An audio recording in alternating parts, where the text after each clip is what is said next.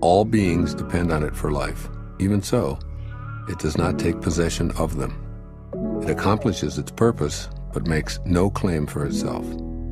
It covers all creatures like the sky, but does not dominate them. All things return to it as to their home, but it does not lord it over them. Thus it may be called great. The sage imitates this conduct. By not claiming greatness, the sage achieves greatness.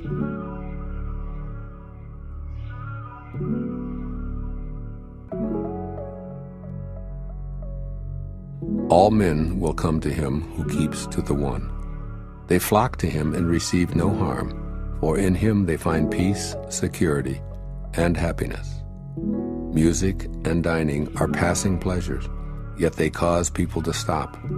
How bland and insipid are the things of this world when one compares them to the Tao. When you look for it, there's nothing to see. When you listen for it, there's nothing to hear. When you use it, it cannot be exhausted.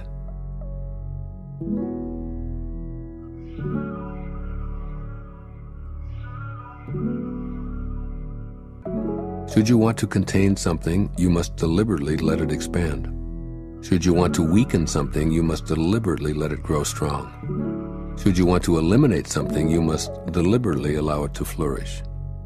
Should you want to take something away, you must deliberately grant it access.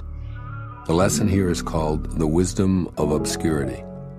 The gentle outlasts the strong. The obscure outlasts the obvious. Fish cannot leave deep waters, and a country's weapons should not be displayed.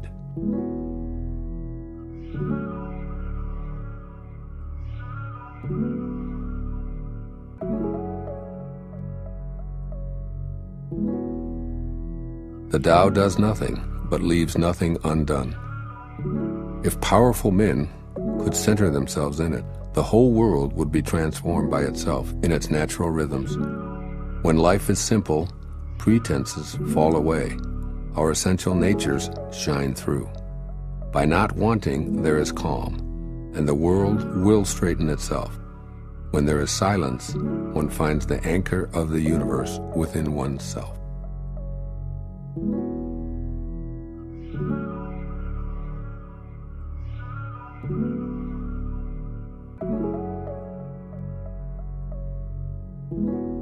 A truly good man is not aware of his goodness, and is therefore good. A foolish man tries to be good, and is therefore not good. The master does nothing, yet he leaves nothing undone. The ordinary man is always doing things, yet many more are left to be done. The highest virtue is to act without a sense of self. The highest kindness is to give without condition. The highest justice is to see without preference. When the Tao is lost, there is goodness. When goodness is lost, there is morality. When morality is lost, there is ritual.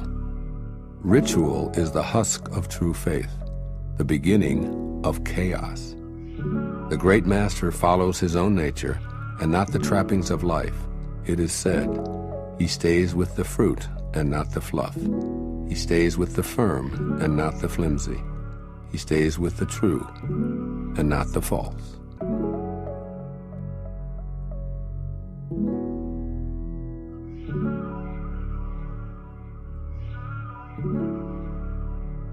These things from ancient times arise from one.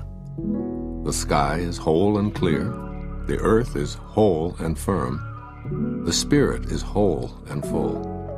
The 10,000 things are whole, and the country is upright. All these are in virtue of wholeness.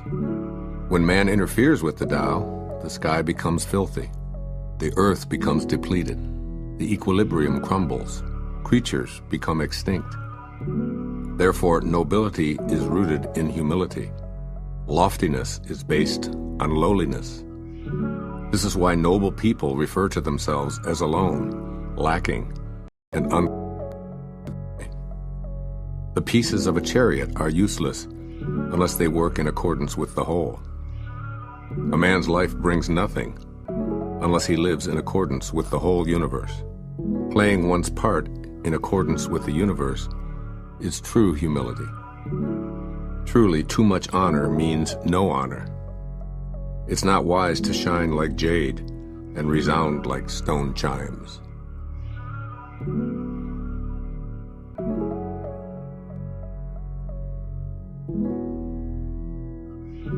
Returning is the motion of the Tao. Yielding is the way of the Tao. The 10,000 things are born of being. Being is born of non-being.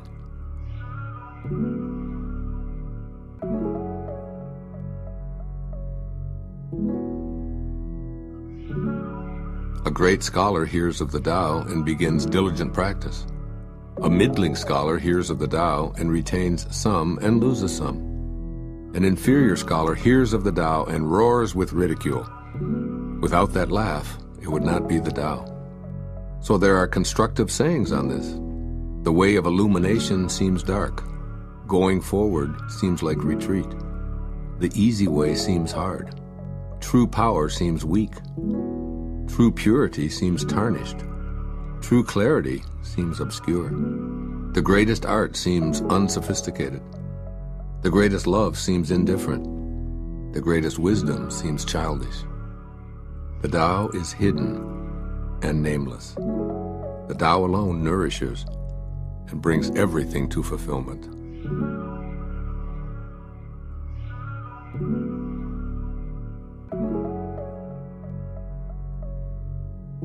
The Tao gave birth to one. One gave birth to two. Two gave birth to three. All three begat the 10,000 things. The 10,000 things carry yin and embrace yang. They achieve harmony by combining these forces. People suffer at the thought of being without parents, without food, or without worth. Yet this is the very way that kings and lords once described themselves.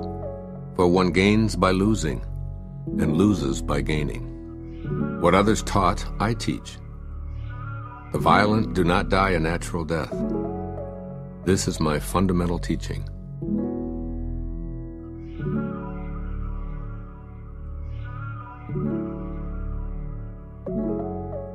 The softest of all things overrides the hardest of all things. That without substance enters where there is no space. Hence I know the value of non-action. Teaching without words, performing without actions, few in the world can grasp it.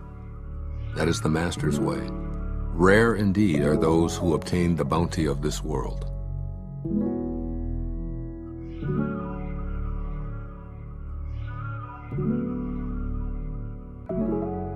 Which means more to you, you or your renown?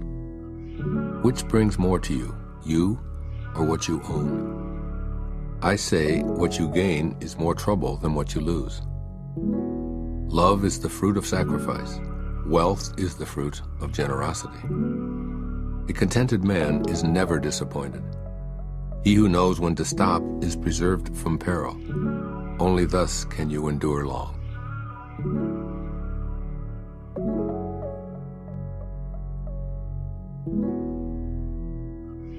The greatest perfection seems imperfect, and yet its use is inexhaustible. The greatest fullness seems empty, and yet its use is endless. Great straightness seems twisted. Great intelligence seems stupid. Great eloquence seems awkward. Great truth seems false. Great discussions seem silent. Activity conquers cold. Inactivity conquers heat. Stillness and tranquility set things in order in the universe.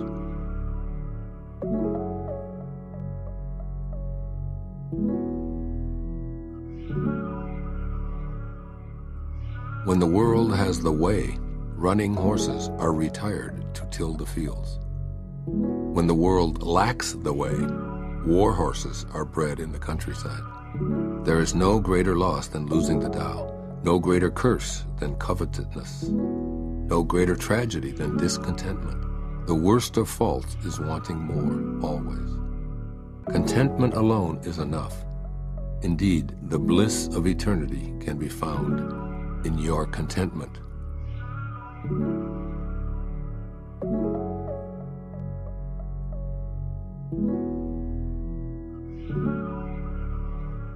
Without going out the door, know the world. Without looking out the window, you may see the ways of heaven. The farther one goes, the less one knows. Therefore, the sage does not venture forth and yet knows, does not look and yet names, does not strive and yet attains completion.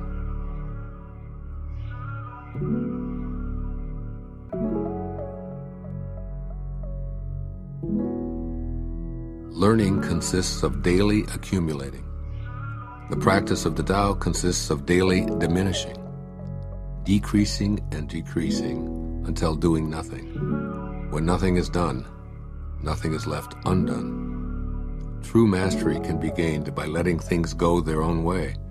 It cannot be gained by interfering.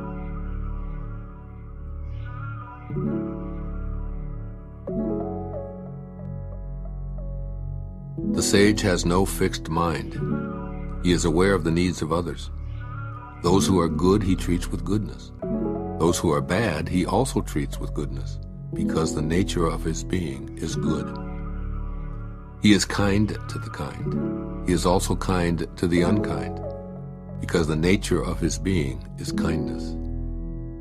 He is faithful to the faithful. He is also faithful to the unfaithful. The sage lives in harmony with all below heaven. He sees everything as his own self. He loves everyone as his own child. All people are drawn to him. He behaves like a little child.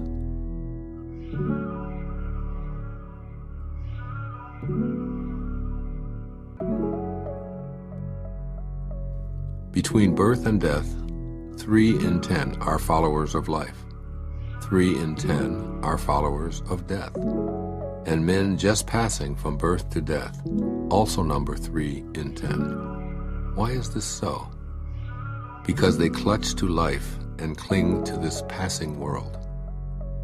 But there is 1 of 10 that say, so sure of life, that tigers and wild bulls keep clear. Weapons turn from him on the battlefield. Rhinoceroses have no place to horn him. Tigers find no place for claws, and soldiers have no place to thrust their blades. Why is this so? Because he dwells in that place where death cannot enter. Realize your essence, and you will witness the end without ending.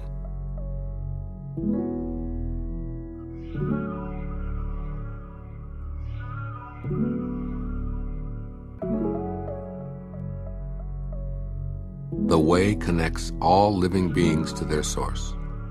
It springs into existence, unconscious, perfect, free, and takes on a physical body, lets circumstances complete it.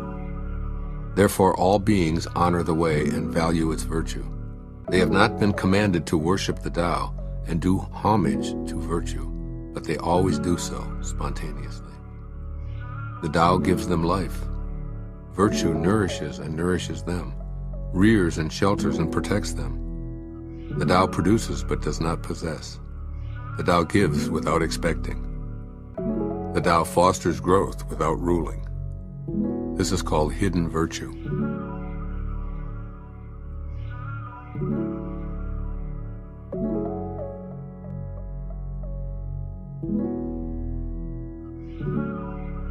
All under heaven have a common beginning. This beginning is the mother of the world. Having known the mother, we may proceed to know her children. Having known the children, we should go back and hold on to the mother. Keep your mouth shut, guard the senses, and life is ever full. Open your mouth, always be busy, and life is beyond hope. Seeing the small is called clarity. Keeping flexible is called strength. Using the shining radiance, you return again to the light and save yourself misfortune. This is called the practice of eternal light.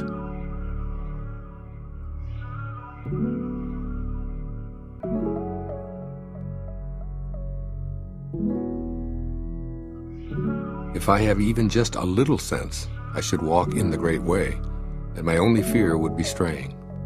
The great way is very smooth and straight, and yet the people prefer devious paths. That is why the court is corrupt, the fields lie in waste, the granaries are empty. Dressing magnificently, wearing a sharp sword, stuffing oneself with food and drink, amassing wealth to the extent of not knowing what to do with it, is being like a robber. I say this pomp at the expense of others is like the boasting of thieves after a looting. This is not the Tao.